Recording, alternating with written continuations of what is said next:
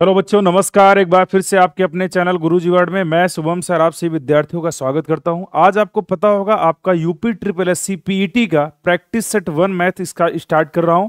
तो जितने भी भाई बहन हमारे जुड़ चुके हैं इस वीडियो को आप लोग ज्यादा से ज्यादा संख्या में शेयर कर देंगे।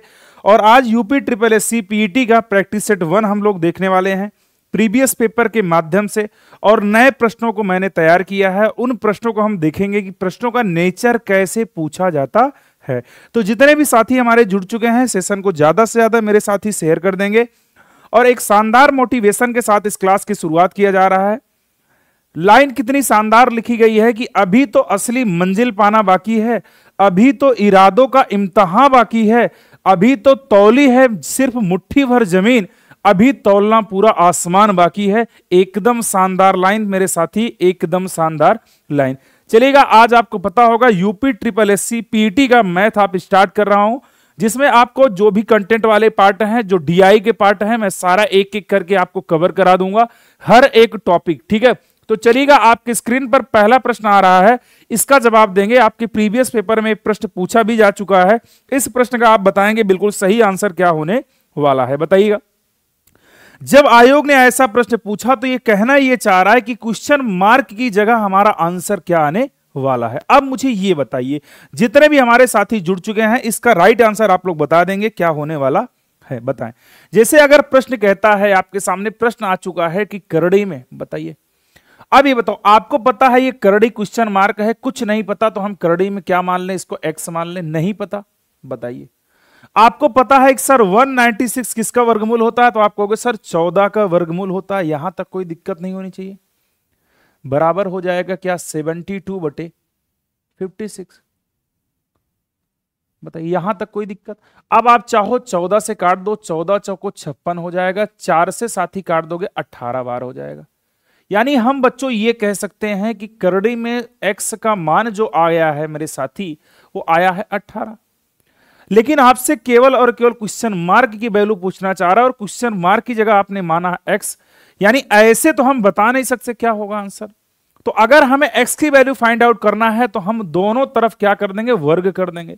जब करड़ी में एक्स का वर्ग कर दोगे मेरे साथी, जब करड़ी में आप एक्स का वर्ग करोगे, फिर इधर भी आपको क्या करना पड़ेगा, 18 का वर्ग करना पड़ेगा। और x का वर्ग करोगे मेरे साथी तो आपको x ही मिलेगा, और 18 का वर्ग करोगे 324 मिल जाएगा। यानी जिन बच्चों ने 324 आंसर को लगाया है वो एकदम सही जवाब बिल्कुल लगाया है, और आपका यूपी पीईटी में पूछा भी जा चुका है। तो ऑप्शन नंबर सी बिल्कुल इसका करेक्ट आंसर हो जाएगा। उम्मीद करते हैं यहां तक हर एक बच्चे को समझ में आ चुका होगा। 324 यानी 324 बिल्कुल इसका करेक्ट आंसर होने वाला है। अगला प्रश्न आपके सामने आ रहा है, यह भी आपकी यूपी पीटी में पूछा जा चुका है, बताएंगे पहला प्रश्न क्या, दूसरा प्रश्न क्या है। 885 गुणे 885 गुणे 885 प्लस 115 गुणे 115 गुणे 115 बटे 885 इंटू 885 प्लस 115 प्लस गुणे 115 माइनस 885 गुणे 115। आप देख रहे होगे इसका मान 3 बार आ चुका है। यानी हम यहां से एक रिलेशन ये बना सकते हैं, सब बच्चे ध्यान देंगे। यहां हम ये बता सकते हैं, यहां केवल आपको 885 और 115 दिख रहा है। यानी बच्चों हम कह सकते हैं कि ए का मान मेरा 885 है, ए का मान है 885, और बच्चों बी का मान जो है मेरा, बी का मान है 115। यहां यानी ए और बी का मान यहां से हम निकाल सकते हैं, ए का मान है 885, बी का मान है 115। आप देख रहे होंगे कि 885 3 बार है, तो मैं लिख सकता हूं ए का क्यूब, मैं लिख सकता हूं ए का क्यूब माइनस ए का क्यूब प्लस ये प्लस है। बताइए 115 115 115, आप देख रहे हैं 115 जो आया है मेरा 3 बार आया है, तो मैं ये कह सकता हूं कि ये बी की जगह आया तो बी का क्यूब कर दिया जाए बटे। आप बताइए 885 2 बार है, तो मैं बताओ ए का जगह 885, तो मैं इसको ए स्क्वायर लिख सकता हूं, कोई दिक्कत की बात नहीं, प्लस 115 इंटू 115, तो बी की जगह आया है तो A square plus B square minus कर दिया जाए। एक ए की जगह 885, बी की जगह 1, तो इसको हम ए भी लिख सकते हैं। और हर एक विद्यार्थी को पता होगा कि A cube plus B cube का फार्मूला होता है मेरे साथी, एक ब्रैकेट में होता है ए प्लस बी, दूसरे ब्रैकेट में साथी हो जाता है क्या, A square plus B square minus A भी होता है। कोई दिक्कत की बात यहां तक नहीं होनी चाहिए बटे। आपको प्रश्न में दिया है A square plus B square minus A भी दिया है। यानी इन दोनों मान से इन दोनों मान को साथ ही कैंसिल कर दिया जाएगा। तो हमारा रिजल्ट जो बनेगा a प्लस बी का बनेगा, रिजल्ट हमारा जो बनेगा a प्लस बी का बनेगा। और आपको पता है सर a का मान क्या है मेरे साथी 885, यानी a का मान है 885 और b का मान है 115। तो यानी इस हिसाब से मेरा जो राइट आंसर आ जाएगा मेरे भाई वो 1000 आएगा। यानी जिन बच्चों ने 1000 आंसर कर रहे हैं वो एकदम सही जवाब कर रहे हैं। 1000 इसका बिल्कुल करेक्ट आंसर आ जाएगा, डी ऑप्शन बिल्कुल करेक्ट आंसर हो जाएगा। चलिए, उम्मीद करते हैं यहां तक हर एक भाई बहन को क्लियर हो चुका होगा। अगला प्रश्न आपके सामने आ रहा है, अगला प्रश्न का जवाब देंगे, क्या होगा बताइए। ये भी आपकी यूपी पीईटी में पूछा जा चुका है, बताइएगा क्या होगा इसका जवाब, सब बच्चे बताएंगे। बोला है करड़ी में 5 माइनस करड़ी में 3 बट्टे करड़ी में 5 प्लस करड़ी में 3 का बराबर कैसे होगा बताइए। जब आपके सामने इस प्रकार का प्रश्न आएगा तो आपको हर का प्रमेयीकरण करना पड़ जाएगा। ठीक है, कैसे देखिएगा। जैसे आपके सामने लिखा है √5 माइनस √3 बटे लिखा है √5 प्लस √3। यानी अगर हमें यहां से वैल्यू निकालना है तो हम सबसे पहला काम, जब भी आपको इस नेचर का प्रश्न दिखे तो आप क्या करो, जो हर वाली वैल्यू है इसका साइन चेंज करके गुणा कर दो। यही होता है प्रमेयीकरण, कंजुगेट से गुणा। यानी अगर यहां प्लस है तो हम यहां माइनस से गुणा करेंगे, यानी √5 माइनस √3 बटे हो जाएगा √5 माइनस √3। बात हमारी हर बात समझ रहे हैं मेरे साथी। यानी कंजुगेट से गुणा मतलब हो जाएगा अगर यहां प्लस है तो हम यहां माइनस से दोनों जगह गुणा कर दे रहे हैं। आप देख रहे होंगे कि सर ये √5 माइनस √3 √5 माइनस √3 ये 2 बार आ गया। तो बच्चों हम इसको √5 माइनस √3 लिख सकते हैं और इसका क्या लिख सकते हैं, होल स्क्वायर लिख सकते हैं। यहां तक कोई दिक्कत। अब आप बताओ, आप देख रहे हो a प्लस बी है, a माइनस बी है, तो a square minus B square लिख सकते हैं। तो यानी √5 का स्क्वायर माइनस बी का स्क्वायर यानी √3 का स्क्वायर, √3 का स्क्वायर। अब आप बताओ, जब a माइनस बी का होल स्क्वायर करोगे तो a square plus B square plus 2ab हो जाएगा। यहां तक कोई दिक्कत तो नहीं है मेरे साथी, कमेंट कर दो, बताओ बताओ। तो a स्क्वायर का मतलब हो जाएगा क्या 5, √5 का square 5 plus B square, B square मतलब 3 minus 2ab minus 2ab, a की जगह क्या है √5, b की जगह है तो 2√15 हो जाएगा, 2√15 हो जाएगा बटे क्या हो जाएगा बताओ, a square minus B square. अगर कोई भी नंबर करड़ी में है जब उसका स्क्वायर करते हैं तो नंबर आ जाता है। √5 का स्क्वायर कर दोगे यहां 5 हो जाएगा, √3 का स्क्वायर कर दोगे यहां 3 हो जाएगा। बताओ 5 3 8 हो जाएगा, यानी ऊपर बचेगा 8 माइनस 2 √15 हो जाएगा और नीचे हो जाएगा 5 माइनस 3 यानी 2 बच जाएगा। अगर यहां मैं 2 कॉमन ले लेता हूं मेरे साथी, अगर आप 2 कॉमन ऊपर ले लेते हो तो यहां 4 माइनस करड़ी में 15 बचेगा बटे यहां 2 बचेगा, तो 2 से 2 कैंसिल हो जाएगा। यानी 4 माइनस करड़ी में 15 जिन बच्चों ने दिया है वो एकदम सही जवाब। 4 माइनस करड़ी में 15 यानी ऑप्शन नंबर बी बिल्कुल करेक्ट आंसर हो जाएगा। क्लियर है भाई, 4 माइनस करड़ी में 15 बिल्कुल करेक्ट आंसर हो जाएगा। चलिए अगला प्रश्न आप लोग बताएंगे इसका जवाब क्या देने वाले हैं। बढ़िया प्रश्न है, आपके यूपी SSSC पेट में पूछा जा चुका है। इसका राइट आंसर आप बताएंगे क्या होने वाला है। कहना चाह रहा है कि टीवी सेट की कीमत में 30% की कमी करने पर इसकी बिक्री में 20% की वृद्धि हो जाती है। दुकानदार द्वारा प्राप्त राजस्व पर क्या प्रभाव पड़ेगा बताइएगा, कैसे करेंगे। बेहतरीन, चलिए पहले हम लोग बेसिक करते हैं फिर इसको हम डायरेक्ट कैसे करेंगे बताइए। बताइए आप क्या करते हो, कीमत में जब बिक्री से गुणा कर देते हो, कीमत में जब आप बिक्री से गुणा कर देते हो मेरे साथी तो आपको राजस्व मिल जाता है। जब कीमत में बिक्री से गुणा करोगे मेरे साथी तो आपको राजस्व मिल जाएगा। यानी समझ गए बात हमारी। हाँ, यानी मान लीजिए जैसे 5 रुपए का कोई सामान है, उसको 3 लोगों ने खरीद लिया, तो यानी टोटल कितना बिका है, तो आप कहोगे सर 5 3 15 यानी 15 रुपए का सेल हो चुका है। यानी हमें यहां की जानकारी नहीं पता तो आप कीमत को भी 100 मान लो, मानना है बस, बिक्री को भी 100 मान लो, यानी टोटल राजस्व यहां से जो आ जाएगा वो 10,000 आ जाएगा। यहां तक कोई दिक्कत नहीं होनी चाहिए क्योंकि मैंने माना है 100। बोला है कीमत में 30% की कमी हो गई। बताओ अगर कीमत पहले 100 थी तो जब 30 की कमी हो जाएगी तो कीमत हो जाएगी 70। आगे देखा जाए, बोला है बिक्री 20% बढ़ गई। जब कोई भी चीज 20% बढ़ती है तो 100 से 20 बढ़ती है। यानी हम कह सकते हैं कि अगर 100 से 20% बढ़ी होगी तो यानी 120 हो चुकी होगी। और इन दोनों का आपस में गुणा करा दोगे तो 12 सत्ते 8400 हो जाएगा। यानी अब आप ये बता दो, सब बच्चे ये बता दो, कोई भी सामान अगर 10,000 का बिक रहा था, अब वो 8400 को बिक रहा है, तो यानी यहां से आपको पता चल चुका होगा यहां वो कितने का माइनस हुआ, कितने की कमी आ चुकी है। तो आप कहोगे सर जो कमी आई है यहां से 1600 की आई है, बस, कोई दिक्कत की बात नहीं। क्या प्रभाव पड़ा, तो प्रतिशत की बात कर दे, प्रतिशत कमी की बात हुआ, प्रतिशत कमी आई है, यानी कितने की कमी आ चुकी है, 1600 की। किस पर आई है, पहले वाले मान पर 10,000 पर। मल्टीपल में क्या कर दिया जाए, 100% कर दिया जाए। यानी बताओ मेरे साथी, 4 जीरो से आप 4 जीरो को कैंसिल कर दोगे तो यानी 16% की कमी आ जाएगी। 16% की क्या होगी, कमी आ जाएगी। यानी आप आंसर लगाओगे 16% कमी। देखिए वृद्धि भी दिया है तो थोड़ा सतर्क होकर आंसर करना, डी ऑप्शन बिल्कुल करेक्ट आंसर हो जाएगा। क्लियर है यहां तक, हाँ। चलिए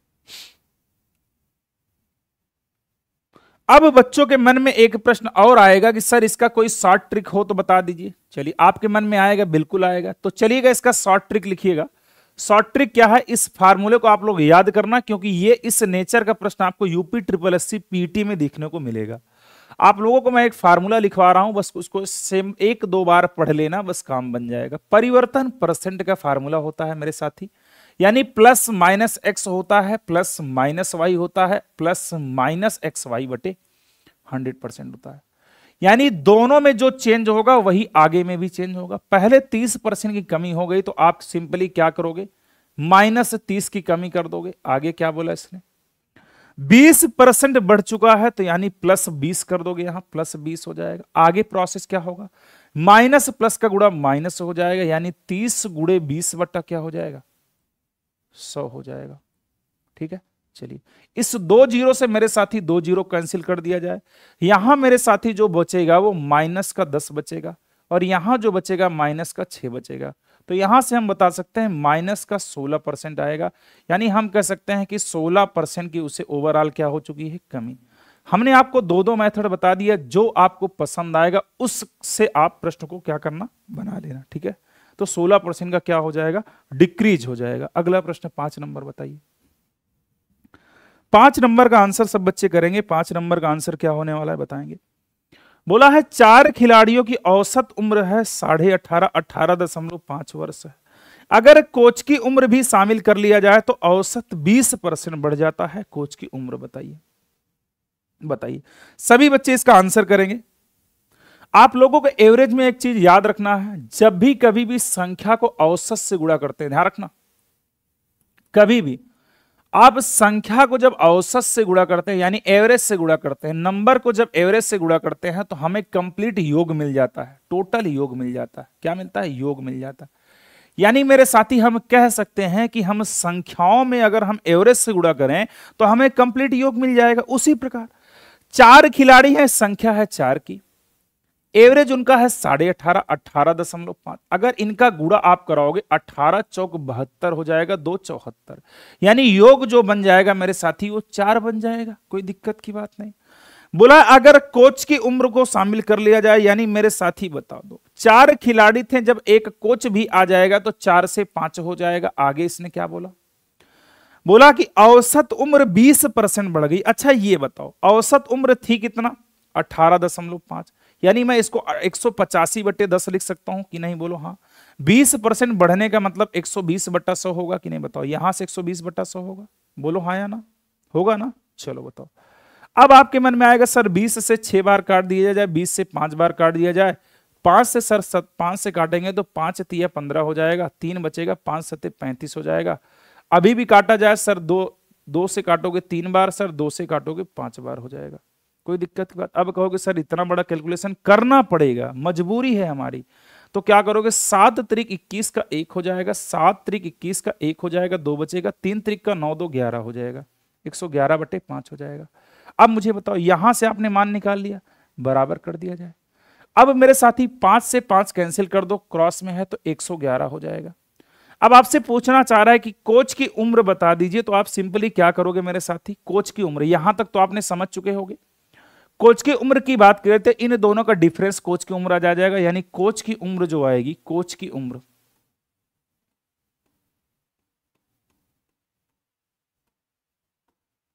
111 में से आप क्या करोगे, 74 को माइनस कर दोगे तो 74 और 26, 10 26, 10 36, 37 वर्ष का कोच हो जाएगा।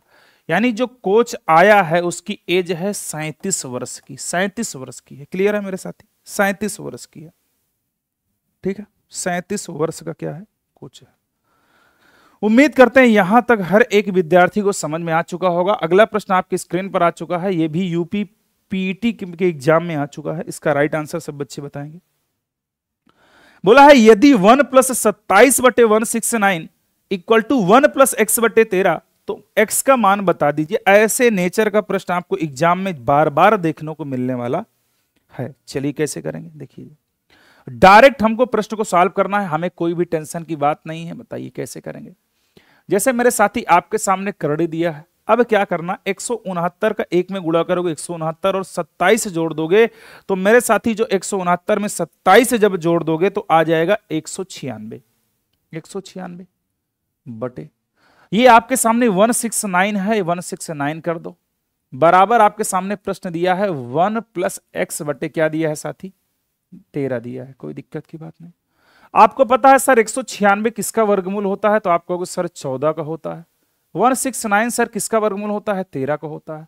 इस एक को इधर भेज दो तो ये -1 हो जाएगा, बराबर हो जाएगा x/13 हो जाएगा।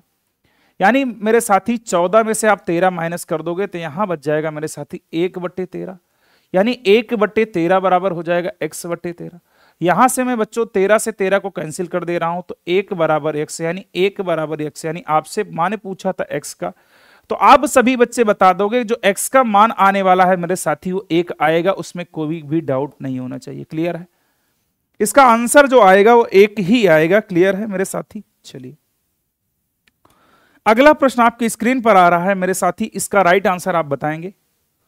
7 नंबर का प्रश्न का सही जवाब आप लोग देने वाले हैं। उम्मीद करते हैं क्या देंगे जवाब, बताएं।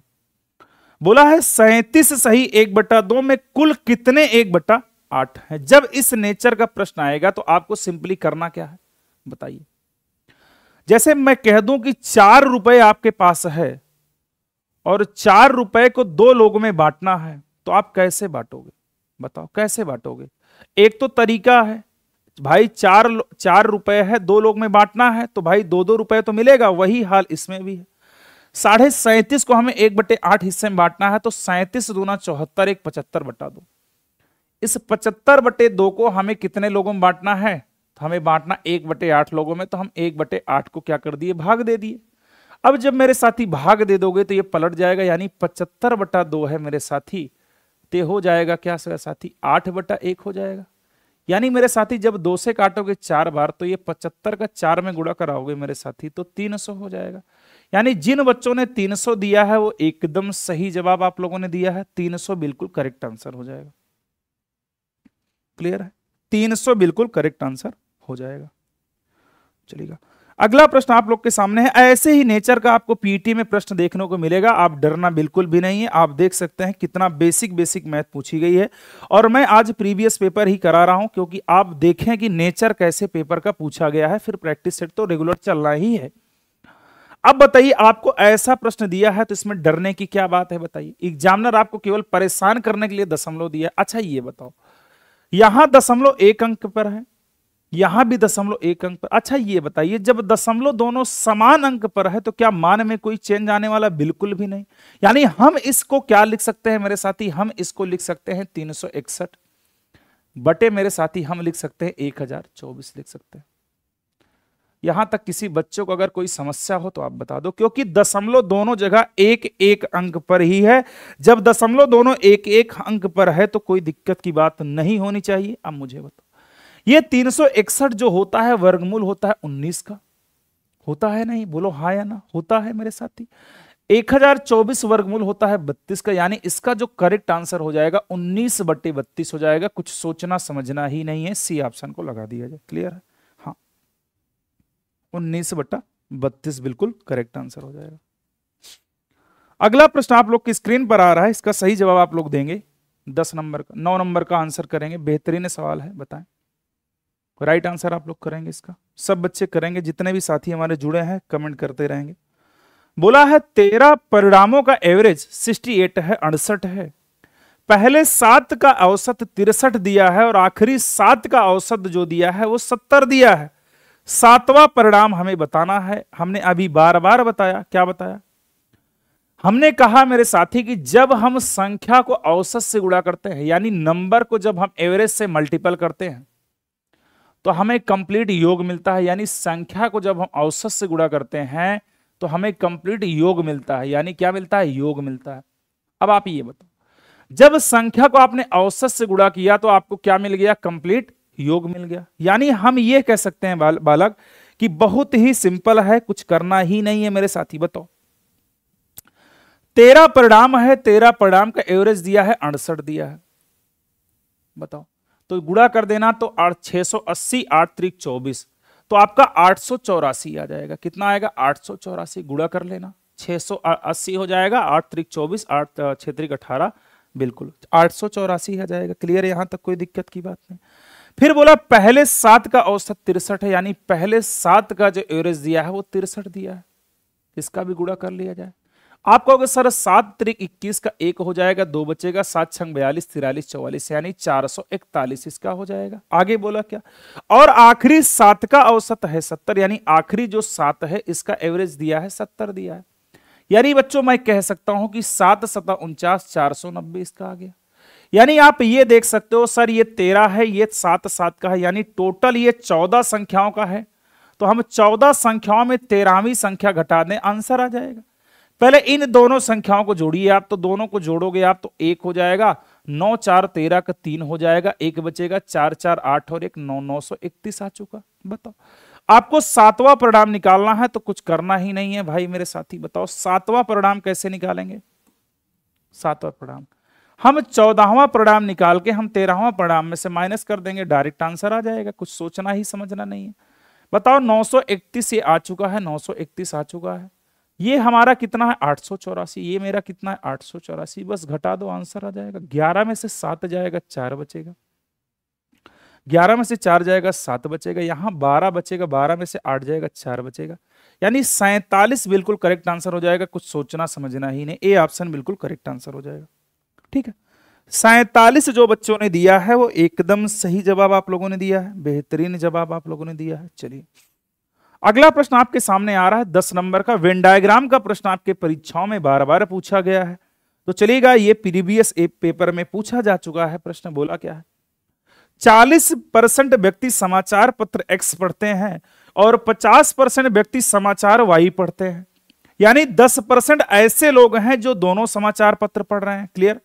कितने व्यक्ति हैं? दोनों में से कोई नहीं पढ़ रहे हैं। यानी जो हैं वो कुछ ना कुछ पढ़ रहे हैं, लेकिन कुछ ऐसे लोगों को बताना है जो कुछ नहीं पढ़ते। चलिए कोई दिक्कत की बात नहीं। सबसे पहला काम हम लोग वेन डायग्राम को बेहतरीन तरीके से बना लेंगे।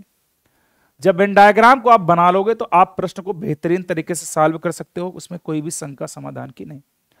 40% व्यक्ति समाचार एक्स पढ़ते हैं, यानी एक्स वाले कितने हैं? 40%। यानी 40% ऐसे लोग हैं वो जो समाचार एक्स पढ़ते हैं। आगे क्या बोला? 50% ऐसे लोग हैं जो समाचार वाई पढ़ते हैं। यानी बच्चों हम कह सकते हैं कि 50% का वो हिस्सा है जो समाचार वाई पढ़ते हैं। क्लियर है यहां तक? यानी जो बीच का हिस्सा है, यानी इसमें दोनों लोग पढ़ने वाले होंगे। ये जो हिस्सा आएगा इसमें x प्लस वाई दोनों लोग पढ़ने वाले होंगे, यही तो होगा बीच का हिस्सा, क्योंकि ये दोनों में कॉमन आपको मिल रहा है। बोला है 10% व्यक्ति दोनों समाचार पत्र पढ़ रहे हैं, यानी 10% यहां आएगा, यानी 10% ऐसे लोग आएंगे जो दोनों समाचार पत्र पढ़ेंगे। यानी मैं कह सकता हूं इस 40 में से 10 घटा देंगे तो यहां आएगा 30%। 30%। और बच्चों मैं 50 में से 10 घटा दूंगा, यहां आएगा 40%। यानी हम यह कह सकते हैं कि जो इन सेक्शन में आया है ये कुछ ना कुछ पढ़ रहे हैं। यानी मैं कह सकता हूं कि 30% ऐसे लोग हैं जो केवल समाचार एक्स पर पढ़ रहे हैं, 40% ऐसे विद्यार्थी हैं जो समाचार केवल और केवल वाई पढ़ रहे हैं, 10% ऐसे हैं जो दोनों पढ़ रहे हैं। यानी हमसे ये नहीं पूछा, हमसे पूछा ऐसे लोग को बताओ जो कुछ भी नहीं पढ़ते। तो आप ये बताओ 40 30 70 10 90, 40 30 70 10 80 बताओ। यानी इन जो बॉक्स में आ चुके हैं ये कुछ ना कुछ पढ़ रहे हैं, ये कुछ ना कुछ क्या कर रहे हैं? पढ़ रहे हैं। और आपसे पूछा है कि बताइए जो कुछ नहीं पढ़ते, तो मेरे साथी कुछ करना ही नहीं है। आपको पता है वेन डायग्राम 100% से लगाया जाता है, सभी बच्चों को पता है। जब मैं 100 में से हम इन सबको घटा दूंगा तो 30 प्लस 10 प्लस 40, तो यानी 40 30 70 10 80, यानी हमारा 100 में से 80 घट जाएगा। तो मेरे साथी हमारा जो जवाब आने वाला है वो 20% आएगा। यानी 20% ऐसे छात्र आपको दिख रहे होंगे जो कुछ भी नहीं पढ़ेंगे। 20% ऐसे छात्र हैं जो कुछ भी नहीं पढ़ने वाले। क्लियर है? हाँ, 20% ऐसे विद्यार्थी होंगे जो कुछ भी नहीं पढ़ेंगे। क्लियर है? हाँ। अगला प्रश्न आपके सामने आ रहा है, इसका जवाब आप लोग दीजिएगा। एवरेज का बेहतरीन प्रश्न है, बताएंगे इसका राइट आंसर। हाँ बिल्कुल, बताइए। बोला है 5 परिणाम का औसत 46। हम प्रीवियस पेपर इसलिए आपको दिखा रहे हैं कि आपको यह पता चले कि प्रश्न पूछे कैसे जाते हैं यूपीपीटी में। बताइए, 5 परिणामों का एवरेज है 46 दिया है, और अगले 4 परिणामों का औसत और अगले 4 परिणाम का एवरेज दिया है 45। पांचवा परिणाम आपको बताना है। बार बार वही मैं फार्मूला आपको बता रहा हूं। क्या बता रहा हूं मेरे साथी? जब आप संख्या में औसत से गुणा करते हैं, जब आप नंबर में एवरेज से गुणा करते हैं, यानी संख्या में जब आप औसत से गुणा करते हैं मेरे साथी, तो आपको कंप्लीट योग मिल जाता है। यानी क्या मिल जाता है? योग मिल जाता है। यानी आप ये कह सकते हैं कि 5 परिणाम का जो औसत है वो 46 है। यानी 46 का जब 5 में गुणा करा दोगे मेरे साथी, तो आपको 230 इनका योग मिल जाएगा, कंप्लीट योग। आगे इन्होंने बोला कि 4 का परिणाम है 45, यानी 4 संख्या आगे भी दी है और इस 4 संख्या का परिणाम है 45। तो इनका जब योग करोगे तो 180 आ जाएगा। और आपसे बोला है 5वां परिणाम बता दो मेरे साथी, तो कुछ करना ही नहीं था इसमें। आपको 5वां परिणाम अगर आपको निकालना है तो 5वां परिणाम आप कैसे निकालोगे बताओ? आप इस टोटल में से इस मात्रा को घटा दो, तो आप कहोगे सर 230 में से अगर मैं 80 घटा देता हूं तो हमें 5वां परिणाम मिल जाएगा, नो डाउट। तो आप अगर आंसर 50 दे रहे होगे तो एकदम सही जवाब आप लोगों ने दिया है। क्या होगा मेरे साथी? 50, यानी डी ऑप्शन सही हो जाएगा। क्लियर है? डी ऑप्शन बिल्कुल करेक्ट हो जाएगा। हाँ, जिन्होंने डी ऑप्शन को दिया है वो एकदम सही जवाब आप लोगों ने दिया है। चलिए अगला प्रश्न आपके स्क्रीन पर आ रहा है, इसका जवाब आप सभी बच्चे देंगे। क्या होगा जवाब इसका, बताएंगे।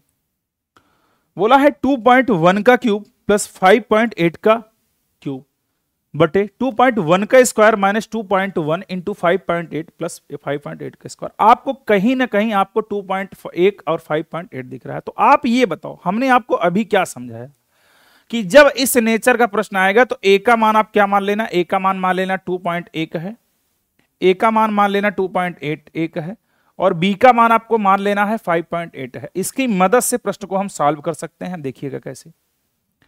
अगर ये 3 बार है तो जरूर है ए का क्यूब बना, ये बताओ। अगर ये 3 बार है तो आप हमें ये बताओ क्या ये ए का क्यूब बनेगा? क्योंकि हमने माना ही है ए का क्यूब, ए माना है ना हमने, ए माना है हमने 2.1 को, 2.1 का क्यूब है तो ए का क्यूब इसको लिख सकते हैं। बी को मैंने 5.8 माना है तो मैं बी का क्यूब इसे लिख सकता हूं बटे ये ए का स्क्वायर बनेगा, क्योंकि ए का मान यहां माने हो तो ए स्क्वायर हो जाएगा, माइनस ए बी हो जाएगा, प्लस बी स्क्वायर हो जाएगा। हो जाएगा? कोई दिक्कत यहां तक बता दो। अगर यहां तक कोई सी बच्चे को कोई दिक्कत हो तो आप जल्दी जल्दी बता दो। नहीं है ना? तो बताओ ए क्यूब प्लस बी क्यूब का फार्मूला क्या बन जाएगा? आप कहोगे सर अभी तो आपने पढ़ाया।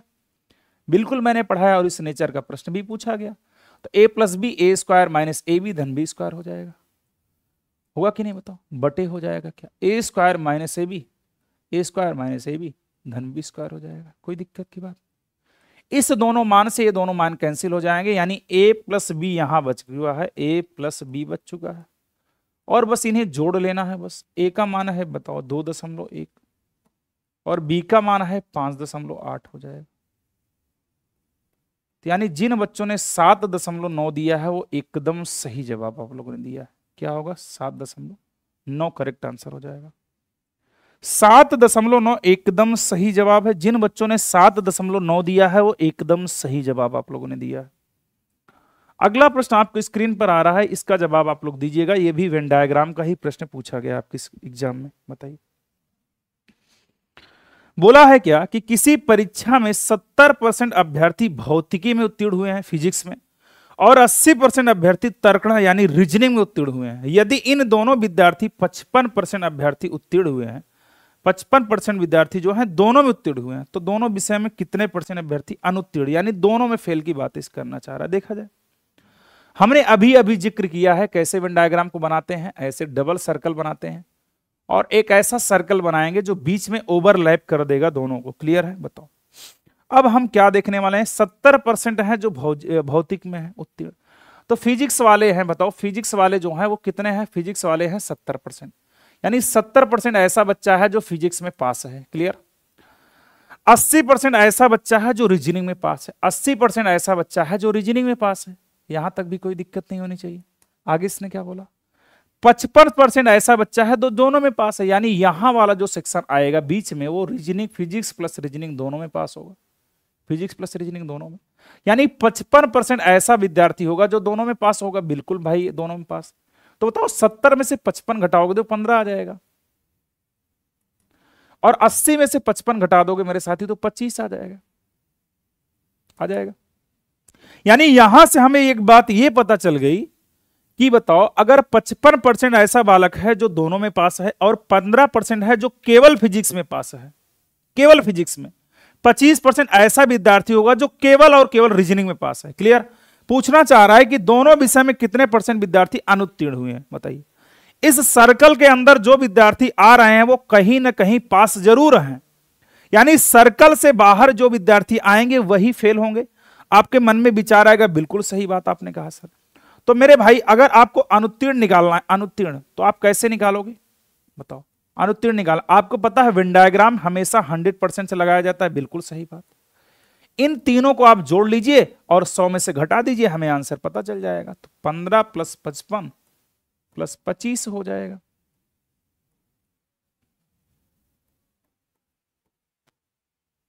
बताओ 55, 5, 60, 10, 70, 20, 90, 95, यानी 5% ऐसे विद्यार्थी होंगे जो दोनों विषय में फेल हैं। क्लियर है? 5% ऐसा विद्यार्थी होगा जो दोनों विषय में क्या हो जाएगा, फेल हो जाएगा। तो ऑप्शन नंबर हमारा कौन सा हो जाएगा, बी ऑप्शन सही हो जाएगा। यहां तक कोई दिक्कत नहीं होनी चाहिए। बताओ क्लियर है भाई? चलो अगला प्रश्न आप देखेंगे। अगला प्रश्न आपके भिन्न का आ चुका है, यह प्रश्न आपके एग्जाम में आ चुका है। बताइए कैसे देंगे जवाब, देखिएगा। इसके कई तरीके हैं लेकिन आज हम एकदम नया तरीका आपको बताने वाले हैं। सबसे बड़ा भिन्न पूछा है, चलिए प्रश्न को पहले लिखा जाए। देखिए सबसे पहला काम हमको प्रश्न को क्या करना है, लिखना है। बताइए कैसे लिखेंगे, देखिए पहला भिन्न है 4/9, 4/9।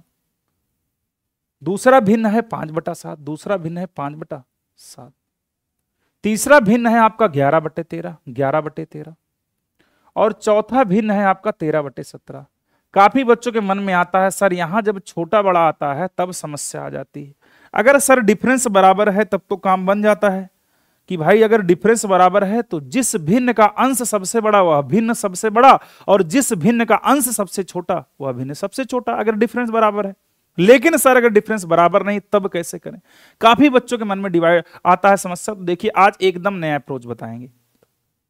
इस दोनों का गुणा कराओ, 7 चौक 28 यहां लिख लो, 9 पचे 45 यहां लिख लो, 45 लिख लिया आप लोगों ने। अब ये बताओ इन दोनों में बड़ा कौन है, आप कहोगे सर ये बड़ा है। तो अगर ये बड़ा है तो इसको छोड़ दो, इसको आप छोड़ दो, इससे हमारा कोई रिलेशन ही नहीं है, काम खत्म कर दो। क्लियर है? यहां तक है कोई दिक्कत नहीं है। अब चलो अब हम आते हैं, अब यहां तक तो समझ गए ये बड़ा आ रहा है, ये बड़ा आ रहा है, तो इसको हम लोग खत्म कर दे रहे हैं। ठीक, खत्म इसको कर दे रहे हैं। अब चलो अब बताओ, अब इन दोनों की कंपेयर करो, इन दोनों का कंपेयर करो। बताओ 13 पचे 65, ये 65 आ रहा है, इसका बताओ 11 सते 77। अब आप ये बताओ इन दोनों में बच्चा आप बताओ कि बड़ा कौन है, तो कहोगे सर ये बड़ा है। तो जब ये बड़ा है तो इसको भी काम खत्म कर दो, इसको भी काम दोनों को खत्म कर दो। अब बताओ अब इन दोनों का कंपेयर कराओ, इन दोनों का कंपेयर। देख रहे हो एकदम शानदार अप्रोच मैं बता रहा हूं, सबसे शानदार मैं कह सकता हूं, सबसे शानदार। इससे शानदार क्या हो सकता है बताओ। इनका गुणा जब कराओगे 17 का 11 में तो 187 आ जाएगा, और इसका गुणा कराओगे 13 13 169 आ जाएगा। अच्छा आप ये बताओ, अब तो जान गए कि इन दोनों में बड़ा कौन होगा, तो आप कहोगे सर 187, और 187 किसके नीचे है, 11/13 के। तो यानी हम यहां से आंसर निकाल लिए ना क्रॉस मेथड से, कि बताओ सबसे बड़ा भिन्न क्या हो जाएगा, सबसे बड़ा। यानी अगर आपसे पूछा जाता है क्रॉस मेथड से तो ऐसे बता देना, सबसे बड़ा भिन्न जो बच्चा बनेगा वो बन जाएगा क्या, 11/13 बन जाएगा। क्या बचेगा, 11/13 बन जाएगा। बहुत आसान है, कोई दिक्कत की बात नहीं, डी ऑप्शन बच्चे लगा देंगे। क्लियर है? चलो, उम्मीद करते हैं ये बात एकदम समझ में आ चुकी होगी। बताएं, कमेंट आप लोग करते रहिएगा यहां तक, अगर हर चीज क्लियर है तो कमेंट आप करते रहेंगे। क्लियर है भाई? चलिए अगला प्रश्न सब बच्चे बताएंगे। 15 नंबर का आंसर आप लोग देंगे, बताइएगा। 308 है, 125 है, 45, 120 है और 102 का एवरेज बताना, औसत बताना है, बताइएगा। अब आपको मैंने बताया कि औसत का फार्मूला क्या होता है, बताइए मेरे साथी। जो औसत होता है यानी एवरेज होता है वो पदों का योग बटे पदों की संख्या होता है। पदों का योग बटे पदों की संख्या होता है, यानी जो भी टर्म हमारे होंगे उसका योग कर देंगे और जितने नंबर होंगे उनका डिवाइड कर देंगे। तो पदों का योग बटे पदों की संख्या कर देंगे, पदों का योग बटे पदों की संख्या कर देंगे। क्लियर है यहां तक? बताओ। अब सभी बच्चे क्या करेंगे, जो भी नंबर दिया गया इन सभी नंबरों को आपको जोड़ लेना है। तो आप जोड़िए मेरे साथी, जोड़ते चलिए, आपको तो करना ही पड़ेगा। 308 प्लस 125 प्लस मेरे साथी 45 कर दिया जाए, प्लस मेरे साथी 120 कर दिया जाए, प्लस मेरे साथी 102 कर दिया जाए। बटे कितनी संख्याएं दी गई हैं आप बताओ, 1 2 3 4 5, 5 संख्या दी। इन सबको जोड़ लो मेरे साथी, जोड़कर बता दो कितना आएगा। 3 1 4, 4 1 5 हो जाएगा, 5 हो जाएगा, 45 50 55 60 60 10 70 75। तो आपका जो बनेगा टोटल 700 बन रहा है, टोटल 700 बन जाएगा। 700 को जब 5 से भाग दे दोगे तो 14 पंचे 70 हो जाएगा, 140 इसका एवरेज बनेगा। कितना बनेगा मेरे साथी, 140 बन जाएगा। ठीक, इसका एवरेज कितना बनेगा मेरे साथी, बिल्कुल 140 बन जाएगा। ठीक है, चलिए अगला प्रश्न आप देखेंगे 16 नंबर का, 16 नंबर का आंसर बताएंगे। बताइए इसका राइट आंसर क्या देने वाला है।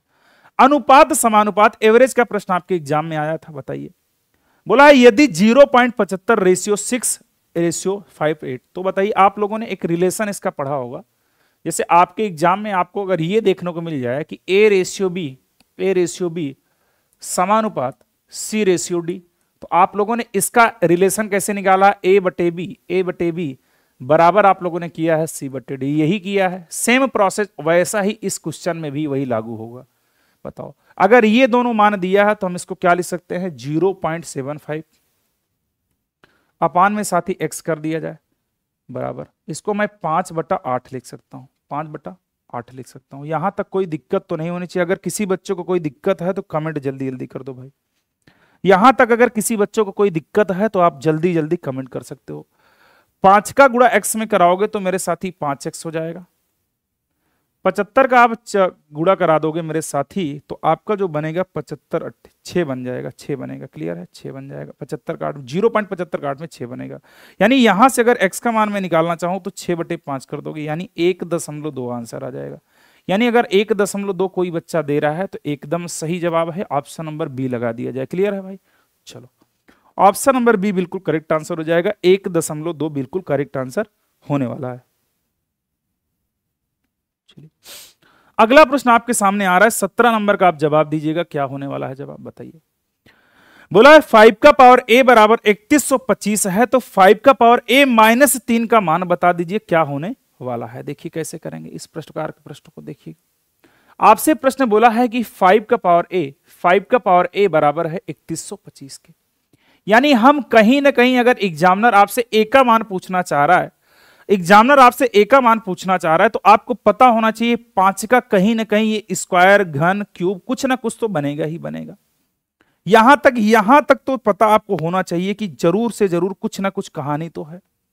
यानी मेरे साथी मैं अगर कह दूं 5 का पावर a है, अगर मैं 5 का 5 बार गुणा कर दूं, 5 का 5 बार मैं गुणा कर दूं तो हमें 3125 मिल जाएगा। बताओ अगर दोनों का आधार बराबर है तो घात का बराबर होगी, यानी a का मान यहां से आपने निकाल लिया, a का मान आपने पाया कितना, 5 पाया। अगर आपने यहां से a का मान निकाल लिया तो बस हम प्रश्न को सॉल्व कर देते हैं। आपका प्रश्न पूछा गया है 5 का पावर a -3, तो a कितना है 5, 5 -3 कर दिया जाए बस। तो आपका जवाब हो जाएगा 5, 5 में से 3 जाएगा 2, 5 का स्क्वायर यानी 25। जिन बच्चों ने 25 आंसर को दिया है वो एकदम सही जवाब दिया, ए ऑप्शन सही हो जाएगा। क्लियर है? चलिए बिल्कुल 25 जिन बच्चों ने दिया है वो एकदम सही जवाब दिया है आप लोगों ने। चलिए अगला प्रश्न आपके सामने आ रहा है, इसका जवाब आप लोग दीजिएगा। बोला एक संख्या में पहले 20% की कमी की जाती है, फिर बोला है फिर घटी हुई संख्या में 20% की वृद्धि कर दी जाती है, परिणामी संख्या मूल संख्या से इतना कम है, मूल संख्या बताइए। देखिएगा आप इसको फ्रैक्शन मेथड से कैसे करेंगे। देखिए अगर प्रश्न आपसे बोला जाए कि 20% की कमी, तो 20% की कमी का मतलब -20%, और -20% का मतलब हो जाएगा 1/5। यानी कोई भी संख्या पहले अगर 5 रही होगी तो 5 से घटकर 1 कम होकर 4 हो चुकी होगी। यहां तक समझ सकते हैं। अगर 20% की वृद्धि की बात कर दिया जाए तो 20% वृद्धि का मतलब हो जाएगा मेरे साथी 1/5, 1/5। यानी कोई भी मान अगर 5 रहा होगा पहले तो 1 बढ़ गया होगा यानी 6 हो चुका होगा यहां से। यानी मैं बच्चों कह सकता हूं 5 का 5 में गुणा कराओगे 25 और 6 का 4 में गुणा कराओगे 24। यानी पहले जो संख्या रही होगी वो पहले संख्या आपकी 25 रही होगी, अब जो संख्या आपकी है अब संख्या आपकी 24 रह चुकी है। बताओ अगर पहले संख्या 25 रह चुकी है तो अब संख्या हो गई है 24। इसने क्या बोला, परिणामी संख्या मूल संख्या से 20 कम है। यहां देखो 25 से 24 हुई, कितने की कमी? आप कहोगे सर 1 की कमी, यानी 1 यूनिट का मान अगर मैं बोलूं आपसे क्या है 20 है। और आपसे बच्चों पूछा है मूल संख्या बता दीजिए। मूल संख्या यानी पहले की संख्या क्या है? 25 यूनिट का मान पूछना चाह रहा है। तो 25 यूनिट का मान आप निकाल देंगे तो 20 गुणे 25 मेरे साथी कर देंगे। तो जो बच्चों ने 500 आंसर को क्लिक किया है एकदम सही जवाब आप लोगों ने किया है। क्लियर है भाई? 500 बिल्कुल इसका करेक्ट आंसर हो जाएगा, बिल्कुल भी सोचना नहीं, सी ऑप्शन को लगा दिया जाए। क्लियर?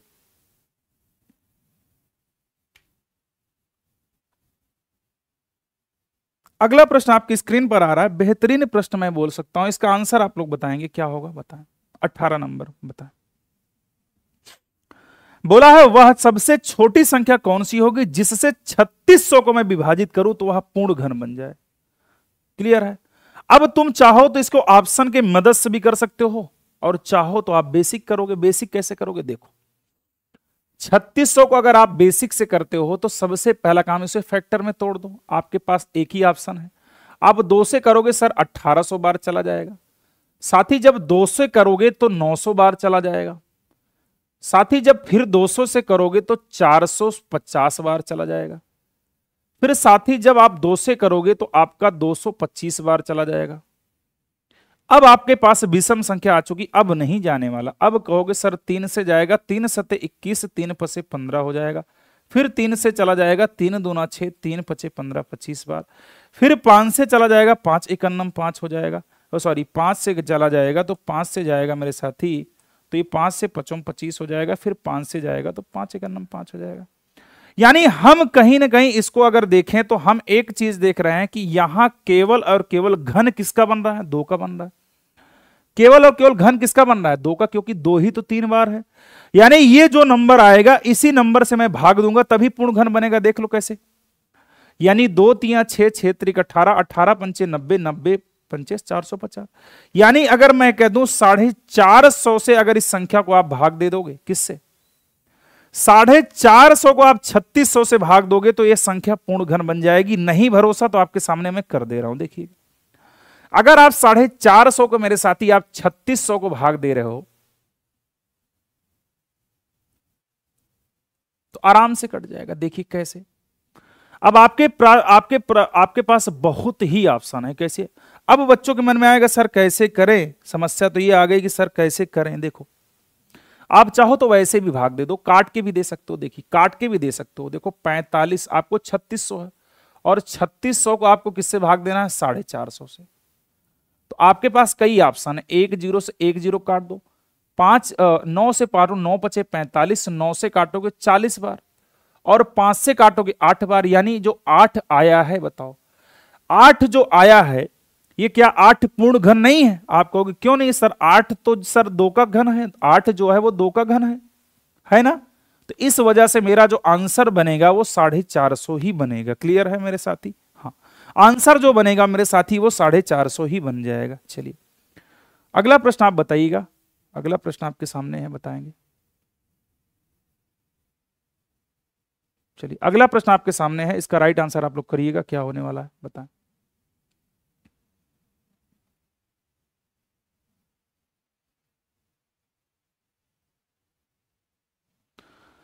बोला एक शहर की जनसंख्या 20,000 है, यह पहले वर्ष के दौरान 20% और दूसरे वर्ष के दौरान 30% बढ़ जाती है, तो 2 वर्ष के बाद जनसंख्या क्या हो जाएगी, बता दें जल्दी जल्दी। हाँ, इसका राइट आंसर आप लोग बता दें, क्या होने वाला है बताएं। बिल्कुल देखिएगा, मैं कह दूं 2 वर्ष के बाद जनसंख्या की बात कर दिया, तो 2 वर्ष के बाद बोला है, 2 वर्ष बाद जनसंख्या। अब आप ये बताओ पहले जनसंख्या हमारी कितना थी, तो आप कहोगे सर पहले जनसंख्या जो है वो 20,000 है। भाई पहले जनसंख्या कितनी है, 20,000 है, क्लियर। पहले साल जो है 20% बढ़ी, दूसरे साल 30%, तो पहले साल अगर 20% बढ़ी तो 120/100 कर दिया जाए, दूसरे साल जो बढ़ी वो 30% बढ़ी, यानी 130/100 कर दिया जाए। यहां तक कोई दिक्कत नहीं होनी चाहिए मेरे हिसाब से, बता दो। यानी इस 4 जीरो से मैं बोलूं, इस 4 जीरो को कैंसिल कर दिया जाए, कर दिया जाए, बताओ तो। अब आपके मन में विचार आएगा सर क्या आएगा, 12 से 2 में गुणा कराएंगे, 12 दूनी 24, 240 हो जाएगा, 130 बन जाएगा, होगा कि नहीं बताओ। अब आप चाहो तो डबल जीरो 3 चौक 12, यानी जिसके जिसके सैकड़े पर 2 आएगा वही आंसर मेरा सही हो जाएगा, जिसके सैकड़े पर 2 आएगा वही सही होगा, तो यानी एक ऑप्शन बनेगा वो 31,200 बिल्कुल करेक्ट आंसर हो जाएगा।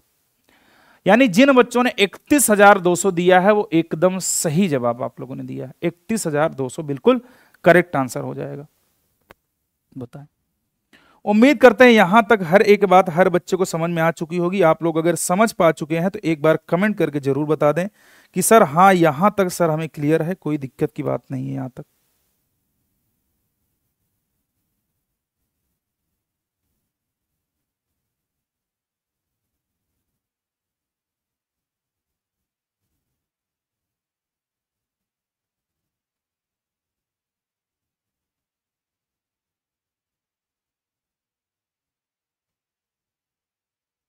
चलिए ठीक है, चलिए कोई दिक्कत की बात नहीं। अगला चलिए, तो सभी बच्चों को यानी यूपी पीटी वाले जो बच्चे थे आज का सेशन बस यहीं तक रखते हैं, कल फिर इसी टाइम आपको मिलते हैं।